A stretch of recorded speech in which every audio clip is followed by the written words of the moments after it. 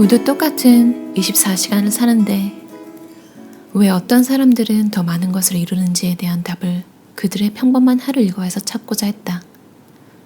그때부터 소설가, 작곡가, 화가, 영화감독 등의 하루 루틴과 작업 습관을 찾아다니기 시작했다. 훌륭한 사람들의 루틴을 엿봄으로써 동기부여를 얻고 싶은 사람들에게 진정으로 유익한 책을 만들고 싶었다. 나도 작가로서 갖가지 장벽에 부딪혔기에 다른 사람들은 대체 어떻게 시간을 관리하며 창작하는지가 궁금했다. 매일같이 작업을 했을까? 주말에는 쉬었을까? 창작 작업을 하면서 어떻게 생활비를 벌고 잠을 충분히 자고 다른 사람들의 삶을 돌봐주었을까? 시간이 자기도 모르는 사이에 한 사람의 얼굴을 바꿔놓듯이 습관은 인생의 얼굴을 점차적으로 바꿔놓는다. 버지니아 울프. 예술가의 위대한 성취는 일상의 단조로운 반복에서 시작된다.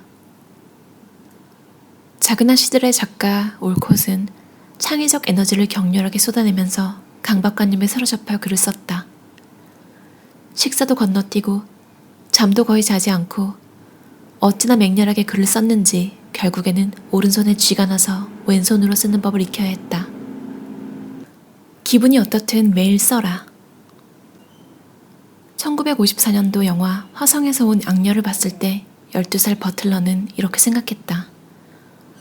저딴 걸 쓰고도 돈을 받는구나. 그래서 공상과학 소설을 쓰기 시작했다. 버틀러는 대학교 졸업 후에 접시 닦기에서 텔레마케터, 창고지기를 거쳤고 상품성 없는 감자칩을 골라내는 일 같은 지긋지긋하고 시시한 일들을 전전했다. 그동안에도 이른 아침에는 꾸준히 글을 썼다.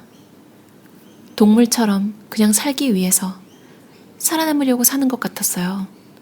하지만 글을 쓸 때는 진실로 제가 소중히 여기는 뭔가를 하기 위해 살아가는 것 같았죠. 버틀러는 쓰고 싶은 기분이 나든 안 나든 매일 글을 쓰는 게 가장 중요하다고 말했다.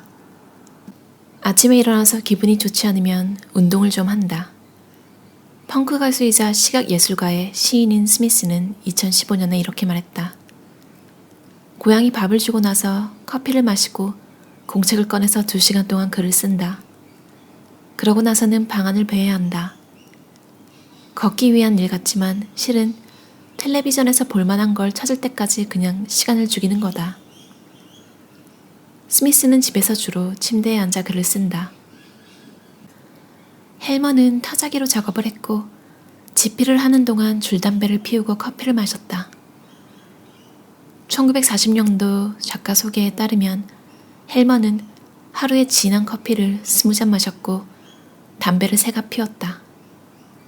손님들의 방해를 받지 않으려고 서재 문 앞에 아래와 같은 경고문도 붙여두었다. 이 방은 작업실입니다. 노크 없이 들어오지 마세요. 노크하고 나서 대답을 기다리세요. 대답이 없으면 그냥 가세요. 다시 돌아오지 마세요. 모두에게 하는 경고입니다. 당신도 예외는 아닙니다. 페타 코인의 평일 식사 메뉴는 항상 똑같이 아침에는 오트밀과 딸기, 점심에는 샐러드, 저녁에는 미소국이다. 뭘 먹는지는 저의 관심사가 아니에요. 이와 마찬가지로 코인의 의상도 한정되어 있다. 시간을 낭비하고 싶지 않아요. 그래서 지독하게 똑같은 옷들을 갖고 있죠. 매년 똑같은 터틀넥 셔츠 5벌과 똑같은 검정 바지 5벌, 검정 양말을 주문해요. 더 이상 깊게 생각하지도 않죠. 나는 매일 고통과 불안, 공포와 싸운다.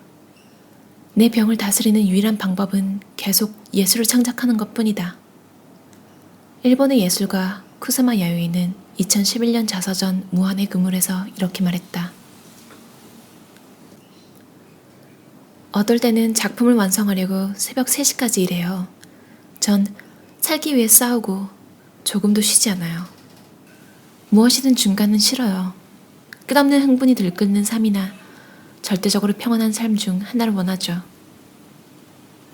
바시키르 체프는 끊임없이 일하는 삶을 선택해서 수년 동안 똑같은 일정에 따라 움직였다. 이를 제외한 모든 것이 하찮고 시시해 보였죠. 그리하여 인생은 아름다운 건지도 몰라요. 루틴이 변하지 않으면 용감해진다. 햄블링은 매일 아침 5시에 납관주의에 가득 젖은 채로 잠에서 깨어난다. 그러고 나서 차 한 잔을 마시고 곧장 스튜디오로 향한다. 하지만 스튜디오에 들어가자마자 납관주의가 시들기 시작한다. 햄릿이 그랬듯이 곧장 불안에 잠식당하기 시작하죠. 의욕은 제 영원한 동반자예요. 작품 하나를 완성하는 건 어렵지 않다. 그 일을 해낼 수 있는 올바른 상태가 되는 게 어렵다. 햄블링은 커피 외에도 어린 시절부터 연을 맺었던 담배에 의지해서 작품 활동을 한다. 손택은 보통 침대에서 손으로 초고를 쓰고 그 후에 책상으로 자리를 옮겨 타자기로 연이어 원고를 작성했다. 훗날에는 컴퓨터를 사용했다. 손택에게 글쓰기는 체중 감량과 요통, 두통, 손가락과 무릎의 통증을 뜻했다. 육체적으로 힘이 덜 드는 방식으로 일하고 싶다고 이야기했지만 자신의 지필 습관을 바꾸려고 진지하게 시도하지는 않았다. 글을 쓰는 것은 자신을 소모시키고 자신을 건 도박을 하는 거다. 1959년도 일기에 손택은 이렇게 썼다. 손택은 노엘 카워드의 명언을 즐겨 사용했다. 일이 놀이보다 더 재미있다. 주당 40시간 동안 작업을 하고 싶기 때문에 작업 일정을 세운다. 처음에는 힘들었지만 작업할 수 있는 시간을 짜내는 데 익숙해졌다. 나는 아무것도 하지 못해도 그냥 가만히 앉아있기만 해도 혹은 엉망인 작품들이 나오거나 그런 작품들을 다 부셔버려도 전혀 상관하지 않고 그 시간만큼은 스튜디오에서 보내겠다고 마음먹었다. 이것이 내 작업 방식이다. 해리엇 호스머. 낭만적인 관계는 해롭다. 조각가로서 삶에 헌신하기로 한 호스머는 젊은 나이부터 그 어떤 낭만적인 관계도 맺지 않기로 마음먹었다. 그런 관계가 여성 예술가에게는 지나치게 해롭다고 믿었기 때문이다. 좋은 날에도 나쁜 날에도 그냥 쓸 것. 되게 그냥 일을 시작해요. 줄리 머레트. 예술가는 혼자 자기 마음대로 살아야 한다고 생각한다. 그렇지 않으면 모든 개성이 사라져버리니까. 나는 혼자 있을 때만 내 그림에 대해 생각할 수 있다. 실질적인 작업은 말할 것도 없다. 알마 토머스는 창작의 너무나 큰 방해 요소라고 생각했기 때문에 결혼을 하거나 아이를 갖지 않았다. 페버는 21살 때부터 생을 마칠 때까지 매일 아침 9시에 일어나 타자기 앞에 앉았고 하루 1000단어를 목표로 잡고 글을 썼다. 저녁에 뭘 먹어야 하냐는 질문을 받으면 항상 당혹스러워지고 의기소침해지죠. 18살에 소설 슬픔이 안녕으로 놀라운 데뷔를 했던 작가 프랑스와즈 사강은 일상의 작은 결정들에 의미를 느끼지 못하는 사람이었다. 같은 환경에서 같은 것들을 겪으며 살아가는 습관적 삶에 빠지고 싶지 않아요. 전 항상 이사를 다녀요. 광적일 정도죠. 일상생활의 물질적 문제들은 따분하게 그지없어요. 사강은 슬픔이 안녕을 사전에 아무 준비 없이 하루에 2-3시간씩 써서 2-3달 만에 끝냈다. 의식주는 최대한 간소하게. 에드워드 7세 시대 영국 최고의 여배우 캠벨은 극장 밖에서 벌어지는 일에는 전혀 관심을 갖지 않았고 많은 시간을 투자하지도 않았다.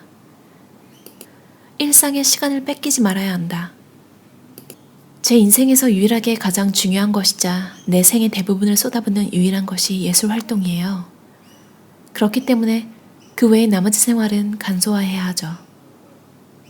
사생활을 관리해서 최대한 거기에 시간을 많이 뺏기지 않아야 하는 것 같아요. 그렇지 않으면 예술을 할 수가 없어요. 예술가라면 누가 뭐라 하든 예술가와 결혼해야 해요. 그게 아니라면 결혼은 꿈도 꾸지 마세요. 예술가가 예술가와 결혼하지 않는다면 대체 무슨 이야기를 나누겠어요?